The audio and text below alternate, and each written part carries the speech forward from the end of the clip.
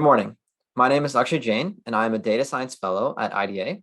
And today I'm going to be talking about forecasting demand for Air National Guard enlisted training. So to begin, the Air National Guard faces inefficiencies in forecasting training school slot demand.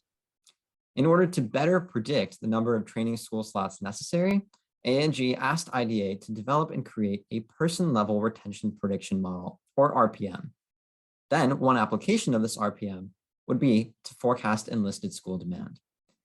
In order to answer this question, we turn towards a gradient boosted tree model to forecast individual retention and exit probabilities.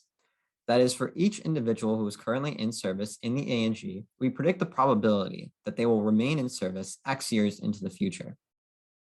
To evaluate our performance, we use a 2005 to 2015 training set, and we forecast exits and retentions in 2016 through 2020.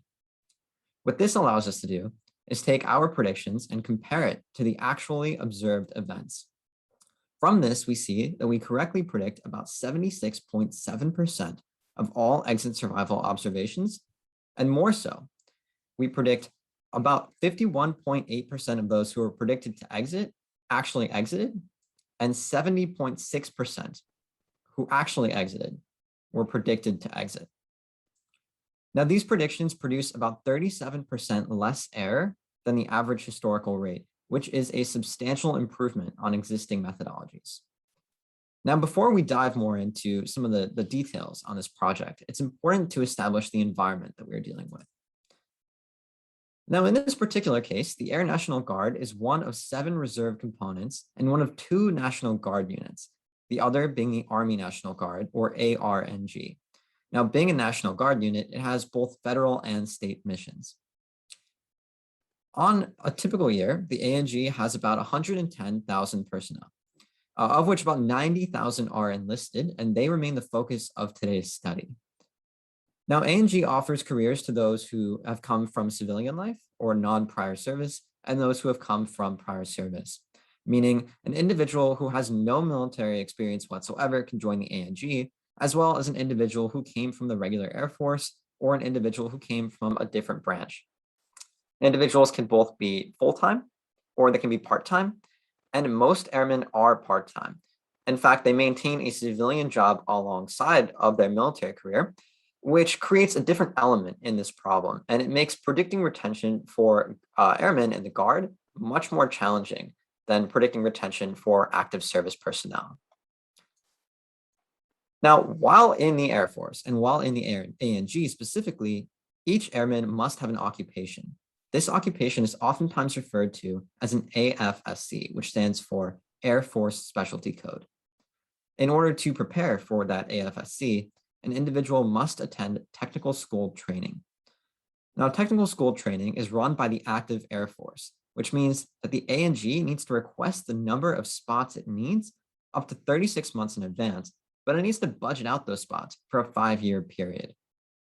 So what that really means here is that the ANG needs to know how many people need training up to 5 years in the future. Unfortunately, though, the existing forecast model is inaccurate.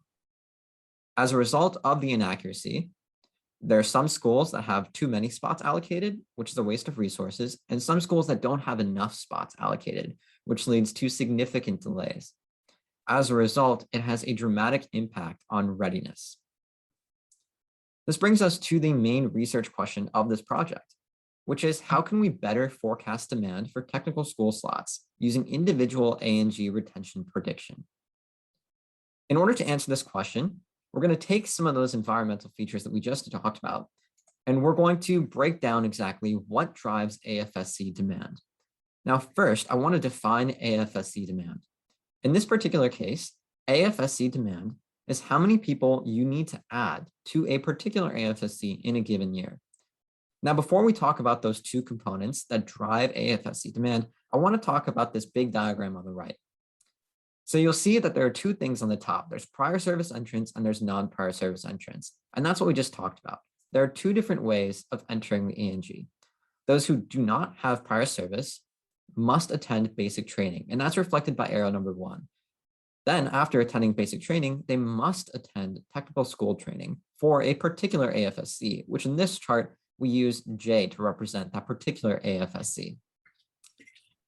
For that, after that individual attends that technical school, they then enter the AFSC-J pool where they perform that occupation. And that's represented by arrow number 5. However, the alternate pathway for prior service entrants has 2 different pathways. And that is individuals who are already trained in that particular occupation can go directly to that AFSC. However, if an individual is not trained in the occupation they wish to serve in the A&G, they must attend technical school training for that A&G or for the AFSC, which is marked by arrow number 3. Then they enter the pool of AFSC-J. Now you'll notice that other blue circle that says members of other AFSCs, and you'll notice that flow in and flow out between AFSC-J and members of other AFSCs. And that's because individuals can change occupations, which adds a whole other element to this problem. In fact, individuals may change occupations to something they're already trained in, which is reflected by arrow number 6, or they may require retraining, which is arrows number 7 and then 5. Similarly, individuals may exit AFSC-J and go to another AFSC, which is marked by arrow number 8. Altogether, though, individuals must exit service at some point in time, which is reflected by arrow number 9 and 10. Now, to answer the big question of what drives AFSC demand, given that we have this established flowchart, we see that you need to fill those who exited, meaning arrows number 8 and 9 need to be replaced. And similarly, if the A&G in a particular year decides that they want to increase the size of a particular AFSC, that is, increase the diameter of that AFSC-J circle, they'll also need to account for that. And those are the 2 drivers of AFSC demand. However, there is a key distinction between AFSC demand and AFSC technical school demand. And that distinction has to do with the supply. So AFSC technical school demand is only the individuals who are untrained who are going to fill that AFSC slot. There are 5 different ways to fill an AFSC slot. You can fill them from someone who has no prior military service, who then requires both trainings. You can fill it with someone who is an A&G AFSC transfer, someone who's switched in, and they may or may not have the required training, and someone from prior service who may or may not have that required training. And so as you can see here, we're only really focused on those 3 green check marks in the requires technical school training section. And that is that only a subset of the supply that's going to fill AFSC demand really require that technical school slot. So to formalize this so that we can begin modeling, we use a series of equations. Now this first equation, however scary it may seem, is really nothing more than supply equals demand. And really, if you look at the left side, you see exactly what we just talked about. You see that structural adjustment, which is, do I want to increase the size of this AFSC by 5 or 10 or 20? Do I need this particular AFSC to be bigger? Maybe it has to do with cyber operations, and that's going to be a growing field. Then you see exits from service from an AFSC between 1 year and the next year. And you see those who switched out of that particular AFSC. And that is your AFSC demand. Now that equals those who are trained and those who are not trained who are going to fill that demand. That is your supply. However, we're only focused on gamma. We're only focused on those who are not already trained and who are going to be filling those spots. So with some algebraic manipulation and placing a lower bound of 0, because of course you can never train a negative person, we arrive to equation number 3, which is our demand equation for technical school slots. Now in this research phase, we only focus on one component, and that is exits from service. We only focus on predicting the number of exits from service from a particular AFSC-J between 1 year and the next year. Now you might say, exits seem like they're pretty easy to forecast, right? Well, why don't we take a look at the probability of survival at each year of service?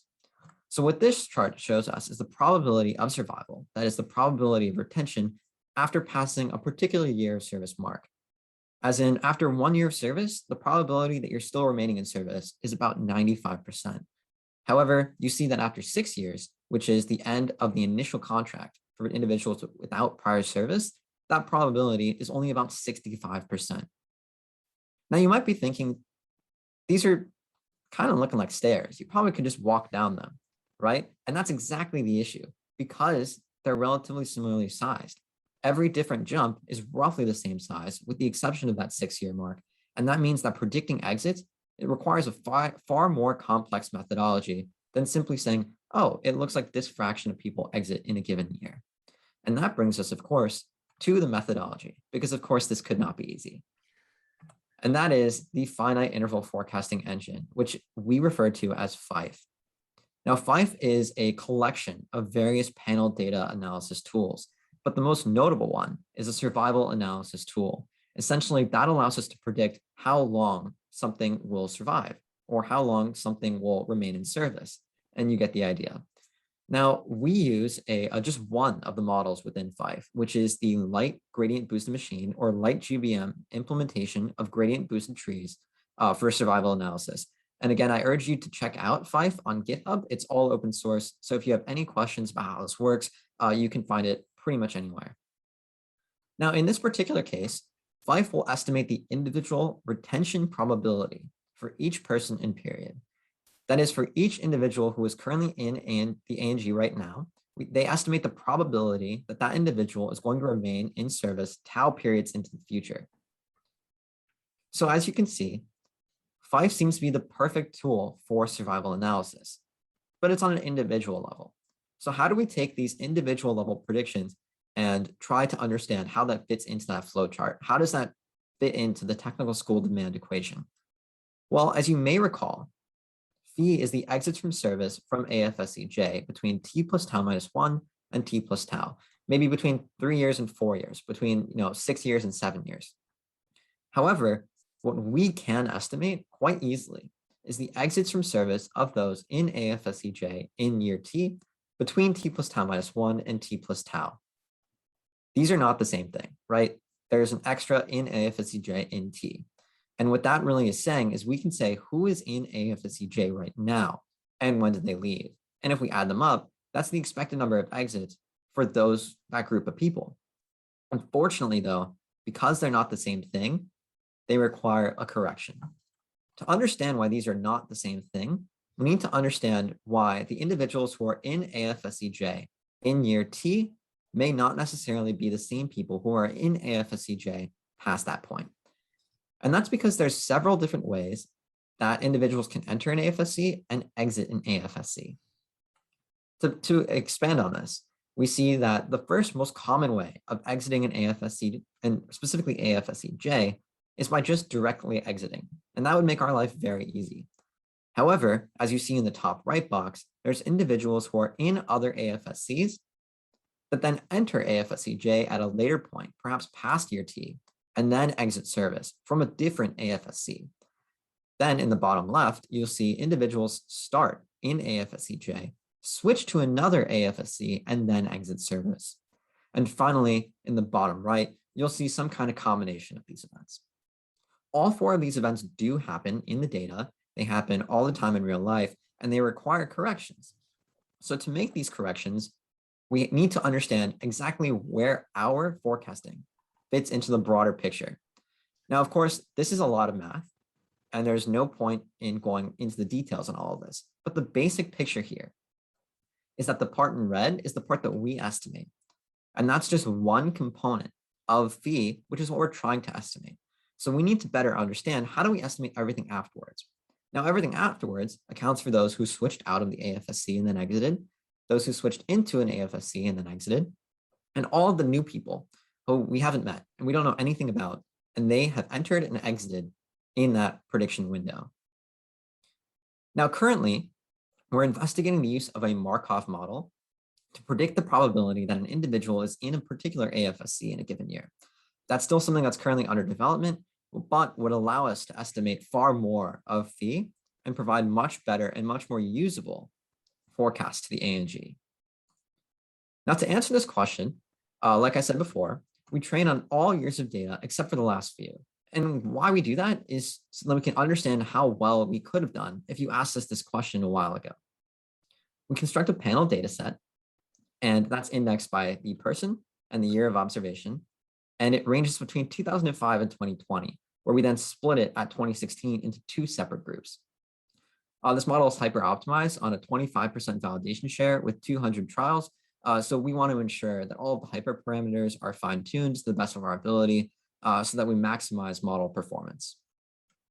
To talk about the scope and the data of the project, like I said before, we're only interested in enlisted A&G personnel serving between June 2005 and June 2020. So any kind of officers are excluded, any observations after the A&G are excluded, and any observations before 2005 are excluded. The data is annual in nature, which means we observe individuals each June, and that's it. So if an individual joins in August and leaves in the following January, they're absent from our data. Of course, this is a limitation. However, because it's annual, we reduce the amount of noise that we pick up, and our modeling efforts are substantially better. So today, we're only going to be talking about the people who meet the above criteria. Now, this data set that we're considering comprises both DMDC data, CPS data, and of course, A&G data specifically. Now, DMDC, which is the Defense Manpower Data Center, is the bulk of our data. And that contains information on the personal life, on the family life, on pay, deployment and activations, traumatic event exposure, and so on. And then we have civilian labor market data, right, from CPS, and that lets us know what are the economic conditions in the neighboring area. And that's important because, like I said earlier, people in the Guard have those civilian jobs, and that plays a role as to whether they want to stay in military service. And then we have A&G training data that was specifically given to us by the A&G. So now we arrive to the point where everyone has been waiting for, which is, what are our results? How would we have done if you asked us 5 years ago? And that is, we accurately predict about 70.6% of exits and 78.7% of retentions between 2016 and 2020. Now, I want to draw a very key distinction here between using accuracy to evaluate performance and using the numbers in the green boxes. We're dealing with a very imbalanced panel. As you saw from that stair function, a majority of people stay in every given year. In fact, about 90% of people in the A&G stay. So if we just use accuracy and we said everyone stays, well, of course you're going to get a very high number. So by focusing on a very particular aspect of this problem, which is of exits, how well did you do? Of retentions, how well did you do? We're better able to gauge how well we do. And we do quite well. If we focus specifically on that imbalance and say, okay, well, why are we not doing better? We see that predicting retentions is far easier than predicting exits. So this chart, there's two charts. The one on top shows you of the people who actually exited, what was the probability that we gave them to survive? And you'll see it's relatively like a bell curve, and that's not great. And you look below that and you see of those who actually stayed, what's the probability that they'll survive? And that's far shifted to one side. This red bar was determined based on precision recall calibration based on exits. So it's attempting to maximize the performance of our exit identification. However, there's a limit, right? We're not able to predict exits to such a high fidelity because they're so rare. In fact, if you look at the axis labels, you'll see that the observed exits differ by observed stays by a magnitude of 10. They are far smaller, they are far fewer, and that makes this problem much more challenging. However, individual performance is only one component of this problem. How well can we do on an aggregate level? So if we look at those AFSCs, how well do we do? So you'll see here, we chose 4 random AFSCs that differ by size, that differ by a variety of factors. And we show you the forecasted number of individuals in that AFSC, along with the observed number of individuals at that point in time. And in this particular case, we're focusing on exits. We're showing you the forecasted exits and the observed exits. The gray shaded region is the confidence bounds. And as you can see, that the smaller an AFSC is, the wider those confidence bounds are. Now, to give you a better idea of aggregate performance, rather than just these 4 randomly selected charts, we'll show you an error chart. Now, this shows the 20 largest AFSCs, which encompass about 70% of enlisted personnel. And in fact, we do, again, quite well. However, some AFSCs see more error than others. And this is a question that remains interesting, right? Are there some components and some qualities of a particular AFSC that make it more prone to underestimating or overestimating, or is it randomly distributed? And that's something that remains a focus moving forward and something that definitely is very interesting. Now, like I said earlier, we perform substantially better than the historical rate. And really, if we're looking at it, we perform about 37% better than a model using the average AFSC exit rate using this training and testing data. So if we look in a given year, at the mean absolute error between FIFE exit shares on an AFSC level and the actual exit shares, and then we take a look at the historical exit share, meaning let's say in every single year, 5% of people exit. We'll use that number, right, for every single year. How much better do we do than this naive method, which is oftentimes used? Well, if we pull all of our forecasts together, we do about 36.9% better, which is a remarkable improvement. However, as I'm sure you've noticed, there are some years, specifically 2016 and 2018, where FIFE underperforms the AFSC average.